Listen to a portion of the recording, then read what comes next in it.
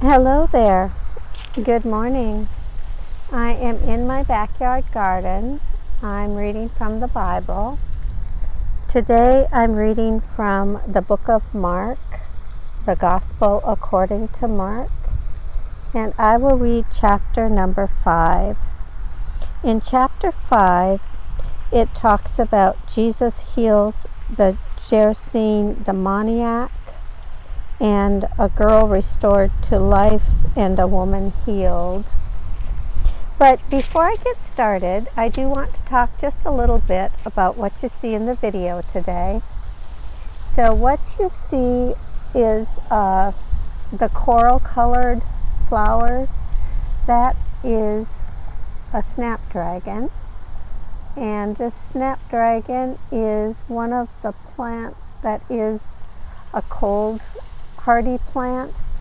So in the next weeks, when it gets hot here, because in North Texas we go from spring to the heat of summer in a nanosecond.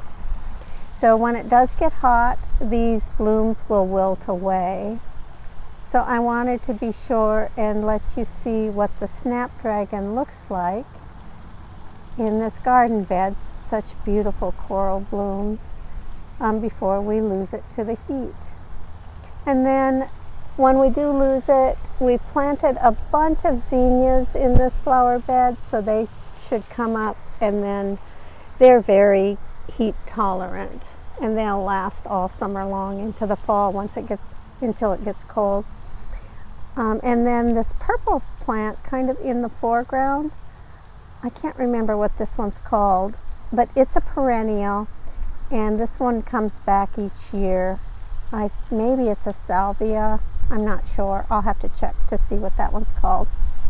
But today I'm focusing on the snapdragons. Beautiful flowers that are with us until the heat comes along. Okay, back to Bible reading. Today I'm reading from the book of Mark, the Gospel according to Mark, chapter 5. The reading begins. They came to the other side of the sea, to the country of the Gerasenes, and when he had stepped out of the boat, immediately a man out of the tombs with an unclean spirit met him. He lived among the tombs, and no one could restrain him any more, even with chains, for he had often been restrained with shackles and chains. But the chains he wrenched apart, and the shackles he broke in pieces, and no one had the strength to subdue him. Night and day, among the tombs and on the mountains, he was always howling and bruising himself with stones. When he saw Jesus from a distance, he ran and bowed down before him, and he shouted at the top of his voice, "What have you to do with me, Jesus, Son of the Most High God? I adjure you by God, do not torment me." For he had said to him, "Come out of the man, you unclean spirit." Then Jesus asked him, "What is your name?" He replied, "My name is Legion, for we are many." He begged him earnestly not to send them out of the country. Now, on the hillside a great herd of swine was feeding, and the unclean spirit begged him, "Send us into the swine, let us enter them." So he gave them permission, and the unclean spirits came out and entered the swine, and the herd, numbering about 2,000, rushed down the steep bank into the sea and were drowned in the sea. The swineherds ran off and told it in the city and in the country. Then people came to see what it was that had happened. They came to Jesus and saw the demoniac sitting there, clothed and in his right mind, the very man who had had the legion, and they were afraid. Those who had seen what had happened to the demoniac and to the swine reported it. Then they began to beg Jesus to leave their neighborhood. As he was getting into the boat, the man who had been possessed by demons begged him that he might be with him.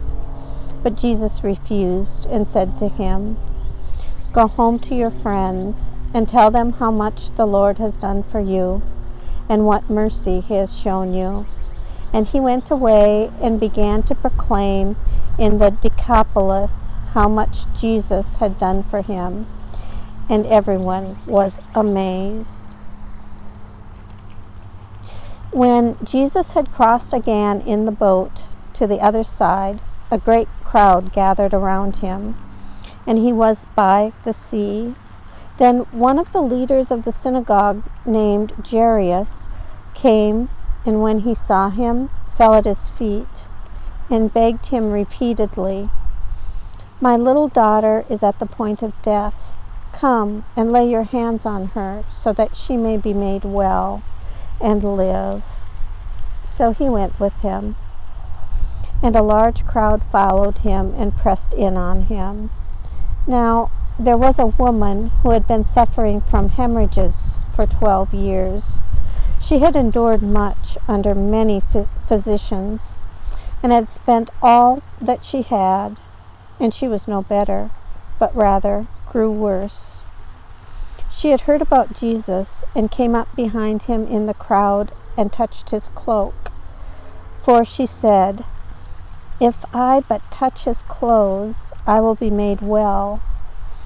Immediately, her hemorrhage stopped, and she felt in her body that she was healed of her disease.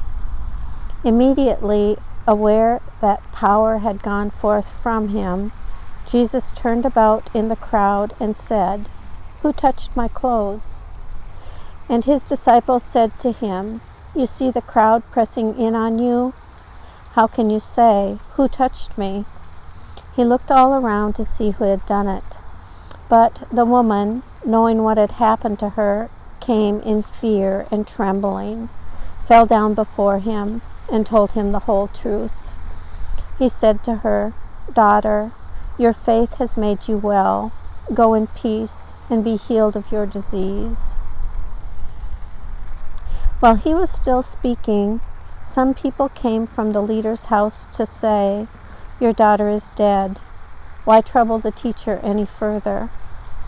But overhearing what they said, Jesus said to the leader of the synagogue, "Do not fear, only believe." He allowed no one to follow him except Peter, James, and John, the brother of James. When they came to the house of the leader of the synagogue, he saw a commotion, people weeping and wailing loudly. When he had entered, he said to them, "Why do you make a commotion and weep? The child is not dead, but sleeping." And they laughed at him. Then he put them all outside, and took the child's father and mother and those who were with him, and went in where the child was. He took her by the hand and said to her, "Talitha, come," which means, "Little girl, get up."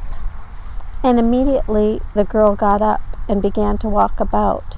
She was 12 years of age.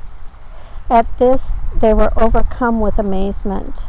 He strictly ordered them that no one should know of this, and told them to give her something to eat.